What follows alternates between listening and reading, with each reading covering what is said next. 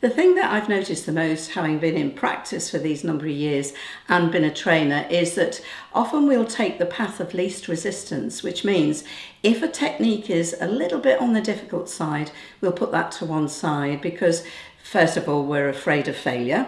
If the client can't understand the process or it just doesn't go anywhere, then the therapist is in difficulties because we can't really have any failures with our clients, and we can't stop a technique halfway through and say, okay, let's stop doing that, let's do something else, because the minute that we do that, then the client is very well aware that that technique has not worked, and maybe they're starting to worry whether anything else is going to work with them.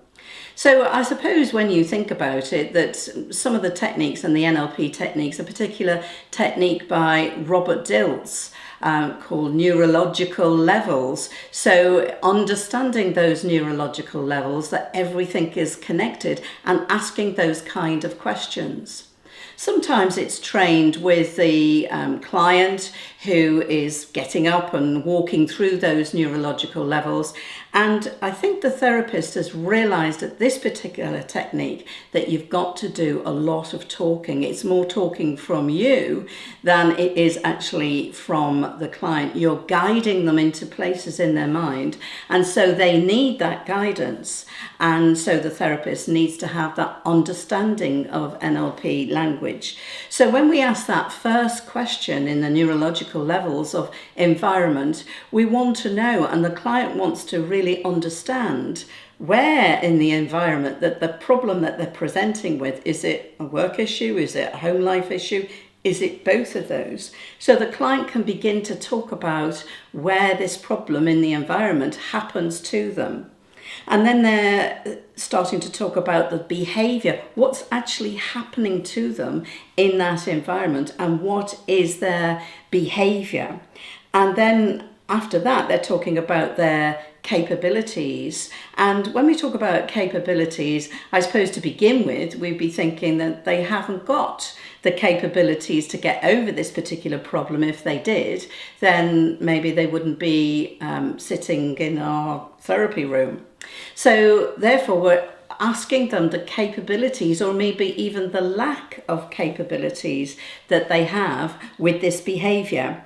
And then from the capabilities, we are also thinking about beliefs and values. So we grow up from a very early age taking on the beliefs and values of our parents because they are our role models. You could even say they are our first hypnotists because what they say, we take on that belief. And only when we start to get older, usually in our teenage years, we're having a lot more self-awareness. So we're perhaps disregarding what beliefs and values that our parents have and forming our own beliefs and values.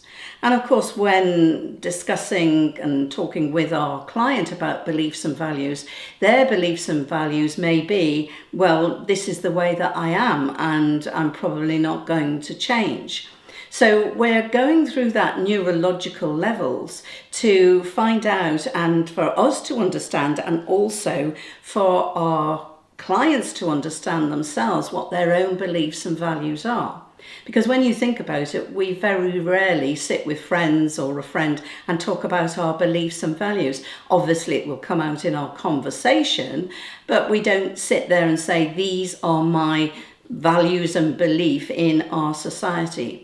The next question that we ask, and this often stumps not only therapists, but certainly clients, about their identity. So if you are asked, what is your identity? Your identity isn't, I'm a mum or I'm a wife. It's about you and what you hold as a belief about your own identity.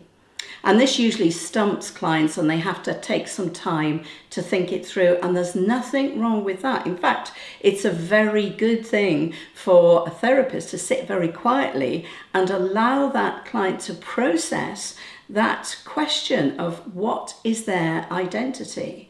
Sometimes people say, I'm kind, I'm thoughtful, and that's true. That is part of their identity. And unfortunately, maybe this idea of, particularly if they've come in and said, I lack confidence or I've got no confidence, then that may have become part of their identity as well. And so we're giving our clients a chance and an opportunity to think about what their identity is.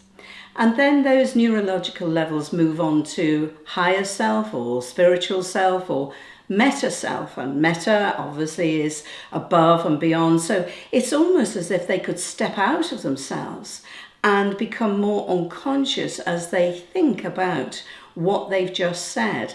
And that's the point where often therapists become unstuck, because the next question would be to ask, in that higher self or spiritual self or meta self, what could you imagine that would either be a metaphor or something symbolic that would help you to overcome those old beliefs and values that you've had about yourself, and help you to move into a future now with more confidence, or whatever it is that the client has come to you about. And so it's at this point, once again, that clients often get really stuck and they don't know what to say. And as a therapist, we don't really want to prompt. We don't want to tell them the metaphor. We might have even thought of it ourselves, but it's not a good thing, because it wouldn't be their metaphor or whatever it was that would be symbolic. And again, for a therapist to just stand back for a little while and just let silence take over, because an unconscious mind is very, very powerful, and eventually once they stop trying to analyze it, then they will come up with something really good. So I remember one client kept saying, I just can't think of anything. I can't think of anything symbolic. I can't think of any metaphor at all. And the only thing that I can think of, and it sounds a bit daft, is a pine tree. Well, I almost laughed out loud, because that was the perfect metaphor for this client. And so I asked him what the pine tree would represent, and he said tall and straight, but could sway in the breeze and was strong and had strong roots in the ground. And that was a perfect metaphor for what he actually needed in life. And so, as I said to him, that sounds quite good, let's go with that. We could then step back onto identity, or talk about identity. So if you had a pine tree as a metaphor or something symbolic in your life, how would that add to your identity? And of course, the client was talking about having the strength and being able to almost go with the flow, really, of it all, coming back down all through those levels again until we get down to behavior and environment.